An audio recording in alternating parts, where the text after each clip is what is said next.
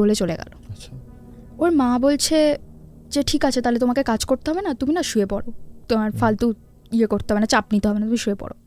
এইবার টাইম আসলো মার্চ মাসে, শিবরাত্রির দিন ওর মা আলতা পরে নিজের যে ঝাঁপিটার মধ্যে যার মধ্যে সব শিবরাত্রির ফল টল, তারপরে ঢালার যে জিনিসগুলো হয় না, যে ওই দুধ রাখে, তারপরে গঙ্গা জল রাখে, সব নিয়ে ওই আলতাটা পরে ঝাঁপিটা তুলে নিয়ে চলে গেছে।